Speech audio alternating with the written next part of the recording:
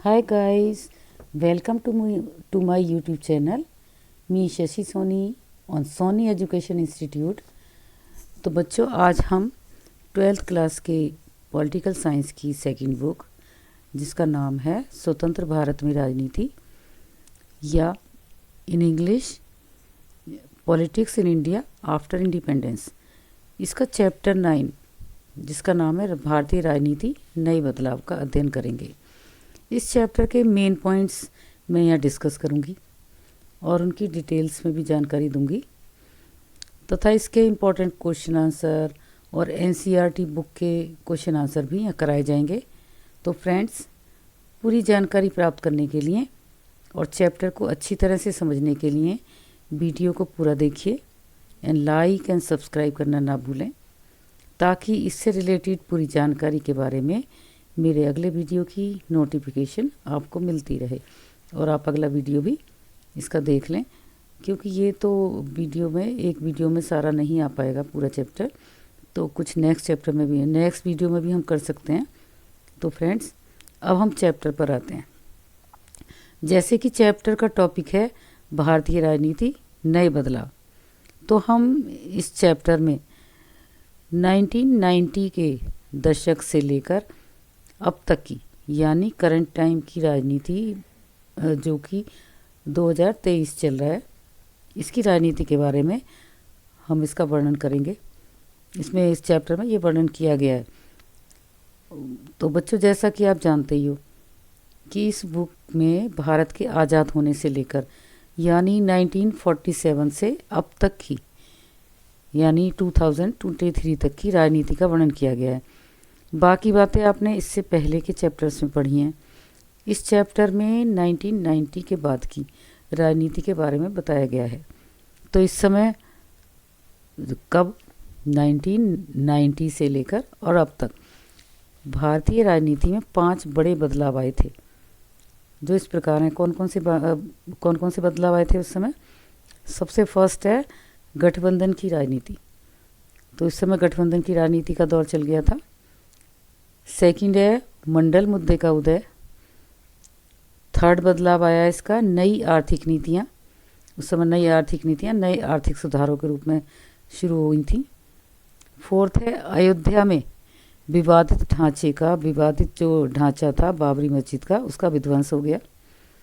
और फिफ्थ है कांग्रेस नेतृत्व में परिवर्तन और एक नई राजनीतिक दलों के बीच एक नई आम सहमति का उदय। तो ये 5 हमारे भारतीय राजनीति में बड़े बदलाव आए हैं। तो अब हम इनके बारे में डिटेल में पढ़ते हैं बच्चों। तो पहली हमारी कौन सा बदलाव है? पहला है गठबंधन की राजनीति। तो बच्चों, गठबंधन, हम जब गठबंधन के बारे में पढ़ते हैं तो सबसे पहले ये जानते हैं कि गठबंधन सरकार क्या होती है।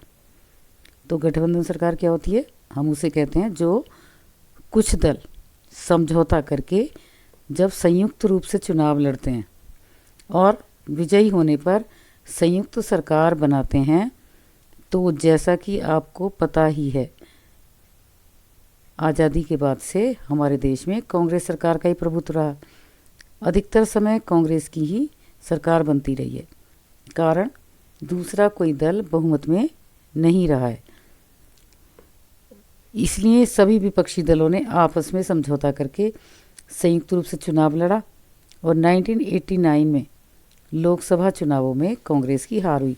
जो अब तक कांग्रेस जीतती आ रही थी, हमेशा उसी का ही प्रभुत्व चलता आ रहा था, उसका ही वर्चस्व था पूरी राजनीति पर। तो जिस पार्टी ने 1984 में लोकसभा की 415 सीटें जीती थी, वह इस चुनाव में मात्र 197 सीटों पर ही सिमट कर रह गई। बट 1991 में फिर मध्यावधि चुनाव हुए और कांग्रेस इस बार पहले से ज़्यादा सीटें जीतकर सत्ता में आई। 1989 के बाद भी देश पर किसी अन्य पार्टी के बजाय उसका शासन ही ज़्यादा दिनों तक रहा, लेकिन दलीय प्रणाली के भीतर जैसी प्रमुखता जो इसे पहले के दिनों में हासिल थी, वो अब नहीं रही। 1989 के चुनावों में बहुमत ना मिलने के कारण उसने विपक्ष में बैठने का फैसला किया। राष्ट्रीय मोर्चे को राष्ट्रीय मोर्चा कौन सा था?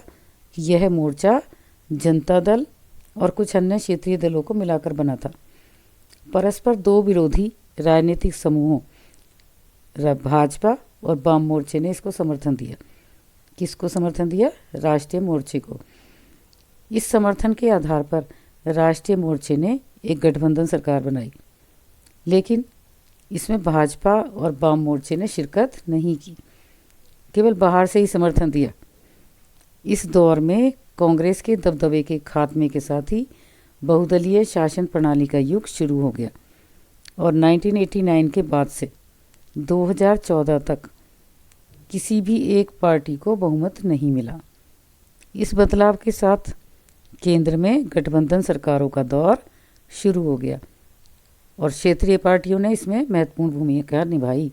क्षेत्रीय पार्टी कौन सी? कि जहाँ पर भी जिस भी क्षेत्र में कोई भी राज्य है, वहीं के क्षेत्रीय जो लोग हैं उन्होंने अपनी पार्टी बनाई हुई थी और वह उसमें ही चुनाव लड़ा उन्होंने और जीता भी, क्योंकि क्षेत्रीय लोग ज़्यादा जानते हैं वहाँ की समस्याओं के बारे में और वहाँ के समाधान के बारे में भी सबसे ज़्यादा सॉल्यूशन वही लोग देते हैं। तो उन्होंने इनमें क्षेत्रीय पार्टियों ने बहुत महत्वपूर्ण भूमिका निभाई। इसके बाद 1996 में संयुक्त मोर्चे की सरकार ने इन पार्टियों ने अहम किरदार निभाया। जो 1996 में संयुक्त मोर्चे की सरकार आई, उसमें क्षेत्रीय पार्टियों ने अहम किरदार निभाया। इस बार वाम मोर्चे ने गैर कांग्रेसी सरकार को अपना समर्थन जारी रखा। इसे कांग्रेस पार्टी ने भी अपना बाहरी समर्थन दिया, क्योंकि ये दोनों इस बार भाजपा को सत्ता से बाहर रखना चाहते थे। पहले किसने रखा था? पहले भाजपा ने और वाम मोर्चे ने दिया था राष्ट्रीय मोर्चा को समर्थन, किस लिए? कि कांग्रेस को वो सत्ता से बाहर रखें। लेकिन इस बार वाम मोर्चे ने तो रखा ही और कांग्रेस ने दे दिया। इस बार बीजेपी को, भाजपा को सत्ता से बाहर रखने के लिए उन्होंने अपना समर्थन दे दिया, और क्योंकि ये दोनों भाजपा को सत्ता से बाहर रखना चाहते थे। भाजपा ने 1991 और 1996 के चुनावों में अपनी स्थिति लगातार मजबूत करते हुए सबसे बड़ी पार्टी के रूप में वो ये पार्टी उभरी। कब? 1996 के चुनावों के बाद। इससे पहले जो इसे सीटें मिलती थीं वो सीटें कम होती थी, लेकिन इस बार इससे इन चुनावों में सीटें ज़्यादा मिली। तो इस नाते बीजेपी को सरकार बनाने का न्योता मिला, लेकिन अधिकांश दल इसकी नीतियों के खिलाफ थे और इस वजह से बीजेपी सरकार लोकसभा में बहुमत हासिल नहीं कर पाई। आखिरकार भाजपा एक गठबंधन के अगुआ के रूप में सत्ता में आई।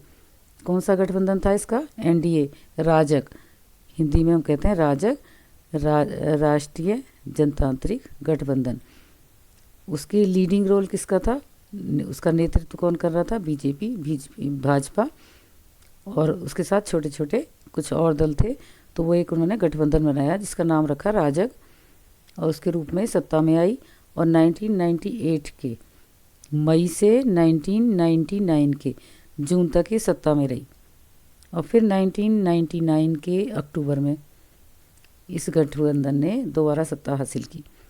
राजग की इन दोनों सरकारों में अटल बिहारी वाजपेयी प्रधानमंत्री बने और 1999 की राजग सरकार ने अपना निर्धारित कार्यकाल पूरा किया। इसके बाद 2004 और 2009 में संपर्क सरकार, ये जो कांग्रेस थी इसके लीडिंग रोल में उसने अपने साथ कुछ और दलों को मिलाकर एक अपना गठबंधन बनाया जिसे हम यूपीए या संपर्क कहते हैं। इसकी फुल फॉर्म है संयुक्त प्रगतिशील गठबंधन या यूनाइटेड प्रोग्रेसिव अलायंस। तो इसने इस संपर्क सरकार ने, जो कि कांग्रेस की अगुवाई वाली गठबंधन सरकार थी, वो बनी कब बनी? 2004 में। और 1989 के बाद से केंद्र में कितनी सरकारें बनी? 11 सरकारें बनी। तो 1989 में राष्ट्रीय मोर्चा सरकार बनी, 1996 और 97 की संयुक्त मोर्चा सरकार, 1998 और 99 की राजग सरकार, और 2004 और 2009 में संपर्क सरकार। ये समान रूप से सब इन सारी सरकारों पर ये बात समान रूप से लागू होती है कि ना तो ये या तो गठबंधन की सरकारें थी अथवा दूसरे दलों के समर्थन पर टिकी हुई अल्पमत की सरकारें थीं। अल्पमत की क्यों थी बच्चों? क्योंकि जब गठबंधन सरकार होती है तो उसमें अलग अलग दल होते हैं, उनके अपने अपने अलग अलग विचार होते हैं, उनके अपने नियम होते हैं अलग, तो वो आपस में उनमें क्या आ जाता है, विचारों में विभिन्नता आ जाती है और वो लोग अपोजिशन के बेस पर उस दूसरी सरकार से अपना समर्थन वापस ले लेते हैं, तो वो सरकार गिर जाती है। तो इस नए दौर में कोई सरकारी क्षेत्रीय पार्टियों के समर्थन या साझेदारी के बिना इस समय कोई भी सरकार नहीं बनाई जा सकती थी। हालांकि 2014 में अब ये प्रवृत्ति बदल गई है और तब से 2014 में बीजेपी के बहुमत वाली सरकार बन गई और 2019 में भी बीजेपी यानी भाजपा के बहुमत वाली सरकार बनी हुई है और वो अभी तक चल रही है, जो कि 2024 में फिर से चुनाव होंगे और उसमें पता चलेगा कि हम आगे कौन सी सरकार चलती है। लेकिन ये गठबंधन सरकार का दौर इस समय 2014 में आके ख़त्म हुआ है, लेकिन इसको भी इसने बीजेपी ने क्या कहा है, गठबंधन अतिरिक्त गठबंधन वाली सरकार इसे कहा है। हालांकि बीजेपी को बहुमत मिल गया और उसने अपने बेस पे ही सरकार बनाई है, लेकिन वो जो दूसरे गठबंधन वाले जो दल हैं वो इसके साथ ही समर्थन में अभी भी चल रहे हैं, तो इसे अतिरिक्त बहुमत गठबंधन कहा गया। और अब इनका पूर्व इच्छित लक्ष्य क्या था इसका? सबका साथ सबका विकास। और ये भारतीय राजनीति में बड़ा परिवर्तन, जाति आधारित राजनीति की जगह विकास व सुशासन उन्मुख राजनीति रही। और ये इसे हम कौन सा शासन कहते थे 2014 का? NDA 3। और NDA 4 कौन सी सरकार है? 2019 में भाजपा के नेतृत्व वाला गठबंधन। इसमें अकेले बीजेपी को 303 सीटें मिली, 303। तो इन दोनों के बच्चों फुल फॉर्म क्या क्या है? नेशनल डेमोक्रेटिक अलायंस NDA और UPA यूनाइटेड प्रोग्रेसिव अलायंस, संपर्क और राजग। तो ठीक है बच्चों, इसके बाद हमारा दूसरा बदलाव कौन सा आता है? दूसरा बदलाव है 1990 में मंडल मुद्दे का उदय। तो मंडल मुद्दा क्या था? तो ये मंडल मुद्दा 1990 में इस अवधि का एक दूरगामी बदलाव था, अन्य पिछड़ा वर्ग का उदय। तो ये वर्ग अनुसूचित और अनुसूचित जनजाति से अलग एक कोटि है, जिसमें शैक्षणिक और सामाजिक रूप से पिछड़े हुए समुदायों की गणना की जाती है। इन समुदायों को पिछड़ा वर्ग भी कहा जाता है। तो 1977 के चुनावों में भारतीय क्रांति दल और संयुक्त सोशलिस्ट पार्टी का ग्रामीण क्षेत्रों के अन्य पिछड़े वर्ग में शक्तिशाली आधार रहा है। ये मंडल मुद्दा मंडल आयोग के द्वारा उठाया गया, जिसके अध्यक्ष BP मंडल या बिंदेश्वरी प्रसाद मंडल थे, उनका नाम था, और उन्हीं के नाम पर इस आयोग का नामकरण मंडल आयोग कहा गया। इस आयोग ने पाया कि इन पिछड़ी जातियों की सरकारी नौकरियों में मौजूदगी बहुत कम है और जब तक सारे देश का विकास तभी होता है जब सारे वर्गों का, समाज के सारे वर्गों का समान बहुमत हो, समान उसका एकीकरण, समान उसका कार्यरत रहे, सारे सबका वो हो। तो वो क्या कह रहा है कि जब आयोग को लगा कि इन पिछड़ी जातियों की सरकारी नौकरियों में मौजूदगी बहुत कम है, तो आयोग ने इन समूहों के लिए सरकारी नौकरियों में 27% आरक्षण सीटें दी। उन्होंने 27% सीटें आरक्षित करने की सिफारिश की। तो 1990 के जब अगस्त में राष्ट्रीय मोर्चा सरकार ने जब चुनाव लड़ा था, तो उन्होंने पहले ही ये इस बात का उन्होंने वो किया था कि अगर मैं चुनाव जीता तो हम इसे नौकरियों में इसको OBC को 27% आरक्षण देंगे। तो उन्होंने उसके आधार पे जब उन्होंने ये अपना किस में किया था, उन्होंने अपने जो वो चलाया था, उन्होंने अपना दिया था, सारा आवेदन किया था, जब उन्होंने नौकरी में अपना दिया था तो उसके आधार पे उन्होंने जो वादा किया था उसके आधार पर सरकारी नौकरियों में 27% सीटें आरक्षित करने की सिफारिश कर दी। और राष्ट्रीय मोर्चा सरकार ने केंद्रीय सरकार और उसके उपक्रमों को नौकरियों में ओबीसी को 27% आरक्षण सीटें देने की सिफारिश कर दी, लागू कर दी। मतलब उस समय शुरू हो गया ये। तो जब ये निर्णय ले लिया गया कि और उसमें 27% सीटें नौकरियों में किसको दी गई, ओबीसी को, अन्य पिछड़ा वर्ग को दे दी गई, तो उस समय इस निर्णय से देश में बहुत विवाद हुआ और देश के अनेक भागों में बहुत हिंसात्मक घटनाएं हुई और लोगों ने इसका बहुत विरोध किया। लेकिन इंदिरा साहनी केस के द्वारा इस निर्णय को न्यायालय में चुनौती भी दी गई। लेकिन 1992 के नवंबर में सर्वोच्च न्यायालय ने सरकार के इस निर्णय को सही ठहराते हुए उसे बरकरार रखा और इस मुद्दे ने 1989 के बाद की राजनीति में महत्वपूर्ण भूमिका निभाई। तो हमारा दूसरा बदलाव कौन सा आया था बच्चों? मंडल मुद्दे का उदय। अब तीसरा बदलाव क्या आया है कि नई आर्थिक नीतियाँ।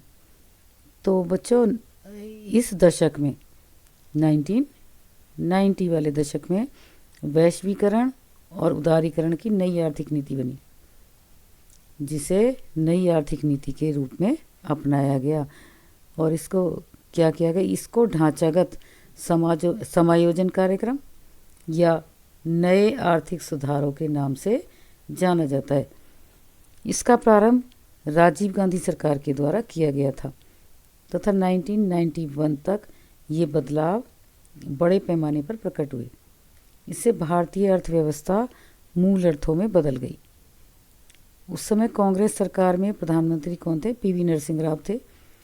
यद्यपि नई आर्थिक नीति की विभिन्न आंदोलनों और संगठनों द्वारा आलोचना हुई, परंतु इस अवधि में जितनी भी सरकारें बनी सबने नई आर्थिक नीति पर अमल जारी रखा और इसमें उदारीकरण और निजीकरण की मिश्रित अर्थव्यवस्था को अपनाया गया।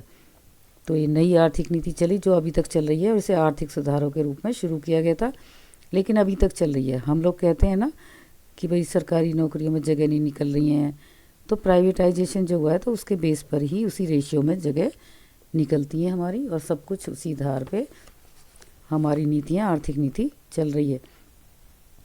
तो फोर्थ अब हमारा बदलाव कौन सा आया इसमें? अयोध्या में बाबरी मस्जिद का विध्वंस। तो बच्चों ये जब 1992 में 6 दिसंबर 1992 में जो अयोध्या विवाद था उसके अंतर्गत बाबरी मस्जिद को तोड़ दिया गया। तो अयोध्या विवाद का संबंध किससे? अब कौन सी थी बाबरी मस्जिद? तो इसका संबंध अयोध्या विवाद का संबंध अयोध्या स्थित एक विवादित ढांचे बाबरी मस्जिद से। हिंदू इसे पवित्र स्थान मानते हैं क्योंकि उनके अनुसार यहाँ राम का जन्म हुआ था, जबकि 16वीं शताब्दी में मीर बाकी ने यहाँ बाबरी मस्जिद का निर्माण करवा दिया। इस विवाद ने अदालती मुकदमे का रूप धारण कर लिया और बीजेपी ने, भाजपा ने इसे चुनावी तथा राजनीतिक मुद्दा बना लिया। तो जब ये इसके परिणाम स्वरूप क्या हुआ? 6 दिसंबर 1992 में अयोध्या विवाद के अंतर्गत बाबरी मस्जिद को तोड़ दिया गया। इससे भारतीय राजनीति में भारतीय राष्ट्रवाद और धर्मनिरपेक्षता पर हुई बहस में तीव्रता आई। इस बदलाव का संबंध भाजपा के उदय और हिंदुत्व की राजनीति से है। उस समय यूपी के मुख्यमंत्री कौन थे? कल्याण सिंह थे, जिन्होंने इस घटना के पश्चात अपना इस्तीफा दे दिया था। और प्रधानमंत्री उस समय कौन थे? पीवी नरसिंह राव थे। तो तत्कालीन मुख्यमंत्री ने राष्ट्रीय एकता परिषद के समक्ष वादा किया था कि राम जन्मभूमि और बाबरी मस्जिद की रक्षा की जाएगी, परंतु जब ये विवादित ढांचा टूट गया तो उसके पश्चात अवमानना का दोषी करार देते हुए न्यायालय ने उसे 1 दिन के प्रतीकात्मक कारावास का दंड दे दिया। दे दिया था। हालांकि अब ये इस विवाद का अंत हो चुका है और इस स्थान पर अदालती आदेश के बाद राम जन्मभूमि का निर्माण कराया जा रहा है तथा बाबरी मस्जिद के लिए अलग से ज़मीन आवंटित कर दी गई है। तो अब अयोध्या में राम मंदिर बन रहा है और बाबरी मस्जिद के लिए भी अलग से भूमि आवंटित कर दी गई है। तो उनका भी अलग है और वो अपनी मस्जिद बना रहे हैं और उधर राम मंदिर बन रहा है। तो इस मुद्दे का अंत इस समय हो गया है, लेकिन ये एक बदलाव आया था। अब पांचवा बदलाव कौन सा है बच्चों? अब फिफ्थ बदलाव है कांग्रेस नेतृत्व में परिवर्तन और राजनीतिक दलों के बीच एक नई आम सहमति का उदय। तो 10वीं लोकसभा के चुनाव मई 1991 में हुए। इस दौरान चुनाव प्रचार में 21 मई 1991 को तमिलनाडु में राजीव गांधी की हत्या कर दी गई। वो जब चुनाव प्रचार करने गए थे तो तमिलनाडु में मानव बम के द्वारा राजीव गांधी की हत्या कर दी गई। अब चुनाव परिणाम जब आए तो उसमें कांग्रेस पार्टी को कितनी सीटें मिली? केवल 195 संसदीय सीटों पर जीत मिली, परंतु बहुमत नहीं मिला। तो बहुमत नहीं मिलने पर पुनः गठबंधन सरकार बनी और कांग्रेस के नेता पीवी नरसिंह राव प्रधानमंत्री बने।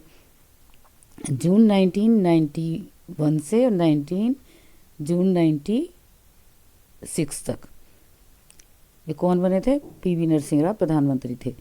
इन्होंने देश में अनेक आर्थिक सुधार किए, नई आर्थिक नीतियां लागू की। इस प्रकार गांधी परिवार के बाद कांग्रेस प्रभुत्व समाप्त हो गया और कांग्रेस के नेतृत्व में परिवर्तन हुआ। अब तक जो गांधी परिवार अपना वर्चस्व चलाता था, उसी के परिवार से कोई ना कोई प्रधानमंत्री कुछ भी बनते थे, किसी पद पे आते थे, बड़े पद पे। तो अब इस पार्टी के दूसरे लोग भी प्रधानमंत्री के पद पर आने लगे। तो इसके बाद जो राजनीतिक इन मुद्दों के परिणाम स्वरूप राजनीतिक दल जो थे उनमें आपसी जुड़ाव और आम सहमति उभरी। कुछ मुद्दों पर वो सारे एक साथ जुड़ गए और उन्हें आम सहमति बना ली। तो कौन कौन से रूपों में सामने आई वो? पहला था गठबंधन की राजनीति को उन्होंने समर्थन दिया।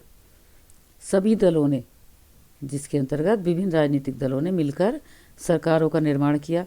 जैसे संयुक्त मोर्चा सरकार 1996 से 98 तक चली, राष्ट्रीय मोर्चा सरकार 1989 से 1990 तक, और जनता दल जिसे राजग गठबंधन कहते हैं 1998 से 2004 तक चला, और संपर्क सरकार 2004 से 2014 तक। ये 2 बार चली, 2004 में भी इसने चुनाव जीता और 2009 में भी। अब तो इस तरीके से सारे राजनीतिक दलों ने आपस में मिलकर गठबंधन की राजनीति को स्वीकार कर लिया। अब दूसरे किस मुद्दे पर राजनीतिक दलों में आम सहमति उभरी? नई आर्थिक नीति, उसको समर्थन दिया गया। तो 1989 से अब तक के राजनीतिक परिदृश्य पर अगर नज़र डालें तो साफ दिखाई देता है कि पिछली गठबंधन सरकारों ने नई आर्थिक नीति पर बराबर काम किया है, चाहे सरकार किसी भी पार्टी की रही हो या गठबंधन की रही हो। और आज भी वही नई मिश्रित अर्थव्यवस्था वाली आर्थिक नीति ही अपनाई जा रही है। तो वही सरकार, वही नीति जिसमें उदारीकरण और प्राइवेटाइजेशन का मिश्रण है, मिश्रित अर्थव्यवस्था को अपनाया जा रहा है। तीसरा है राजनीतिक समीकरण के लिए राजनीतिक दलों ने विचारधारा की जगह कार्य सिद्धि पर जोर दिया और विचारधारागत सहमति के बिना गठजोड़ किया। मतलब उनकी जो विचारधाराएं थी आपस में सबकी अलग अलग थी, चाहे सहमति नहीं है आपस में, उनके विचार नहीं मिल रहे हैं, उनकी विचारधाराएं अलग अलग हैं, लेकिन फिर भी उन्होंने आपस में गठजोड़ कर लिया। जैसे 1989 में भाजपा और वाम मोर्चे ने दोनों ने राष्ट्रीय मोर्चा की सरकार को समर्थन दिया ताकि कांग्रेस सत्ता में न आए, और इसके विपरीत 1996 में संयुक्त मोर्चा सरकार को वाम मोर्चा और कांग्रेस ने समर्थन दिया ताकि भाजपा सत्ता से बाहर रहे। तो इस प्रकार राजनीतिक दल बिना विचारधारागत सहमति के भी एक दूसरे के नज़दीक आए। तो उन्होंने इस तरह से कार्य सिद्धि को जोर दिया कि केवल विचारधारा पर जोर नहीं दिया। और इसके अलावा उन्होंने फोर्थ था एक कि सबने मंडल मुद्दे को पिछड़ा वर्ग आयोग जो था उसको भी सबने स्वीकार कर लिया, सारे राजनीतिक दलों ने उसकी भूमिका को। और उसके अलावा उन्होंने प्रांतीय दलों की भूमिका को भी सारे दलों ने स्वीकार कर लिया। जो कांग्रेस प्रभुत्व की समाप्ति के बाद प्रांतीय दलों की भूमिका महत्वपूर्ण हो गई, क्योंकि लगा कि केंद्रीय सरकार का गठन उनकी सहायता के बिना संभव नहीं है। अब केंद्रीय सत्ता में साझेदारी के कारण प्रांतीय दल एक दूसरे के निकट आए हैं। तो इस अवधि में कांग्रेस और भाजपा कठिन प्रतिस्पर्धा में थे। 1989 के बाद की अवधि को कभी कभार कांग्रेस के पतन और भाजपा के अभ्युदय की अवधि भी कहा जाता है। तो बच्चों ये पांच बदलाव आए और कौन से मुद्दों पर आम सहमति बनी सारे राजनीतिक दलों के बीच में, ये आपको अच्छे से समझ में आ गया होगा।